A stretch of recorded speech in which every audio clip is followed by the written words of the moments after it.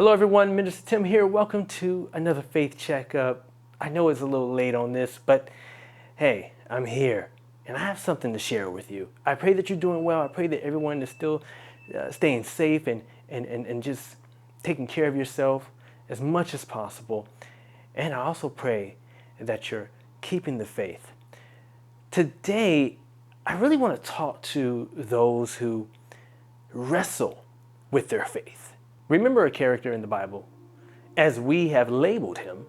His name is Thomas, but he's been given the label Doubting Thomas. Why? Because he wrestled with his faith in believing whether or not to believe that Christ rose, that Christ had risen. And yet that one moment labeled him as Doubting Thomas. I have a problem with people who try to label others simply because they have a moment where they wrestle with their faith. He was a disciple. And if we go through the Word of God, we'll find many men of valor, many women, many characters of the Bible who likewise wrestled with their faith.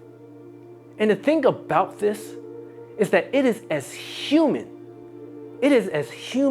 as the very label that was placed upon Thomas. After all, we are in our humanity, we are going to have moments in time where we don't make the mark. That's why the Word reminds us and tells us that all have sinned and fallen short of the glory of God, because no man on earth is perfect. I'm reminded of the great prophet Elijah. Even with all that he accomplished, this prophet was something else. Not only did he kill and destroy all the false prophets, this prophet prophesied drought, he was fed by ravens and a widow, and he had one of the most epic battles with the prophets of Baal.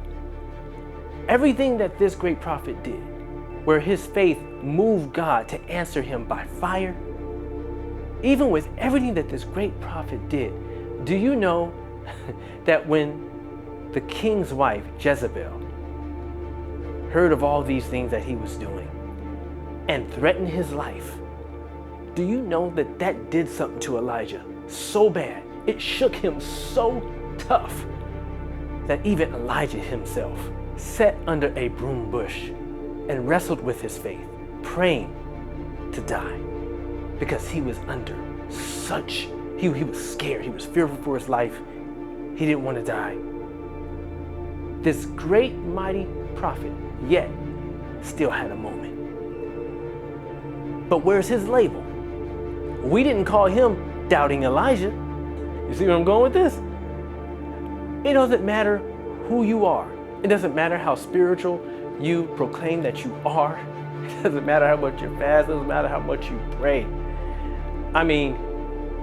Even Jesus in his humanity, there it is again, in the Garden of Gethsemane, still had a moment where he asked God, if it be possible, remove this cup.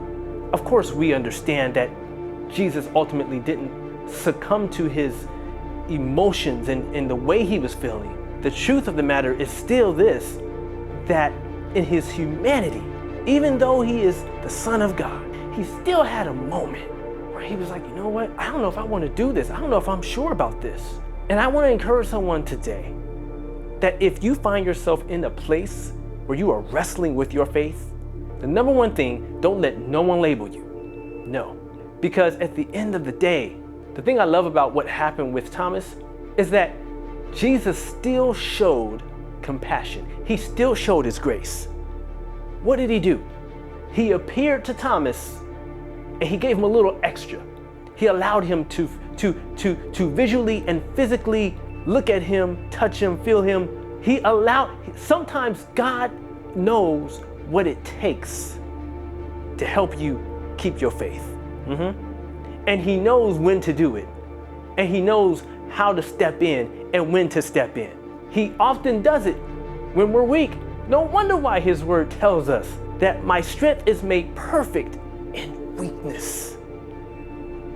So if you're having a wrestling match and you're wrestling with your faith, there is hope, and God at the right time knows how to step in and show you his grace and mercy and lift you up. Oh man, that encourages me to know that no matter what I go through, whenever I have those moments, all I have to do is know that because I am his child, and I belong to him, and you belong to him, then God himself makes it his duty to show you compassion when you're shaky in your faith, when you're not certain.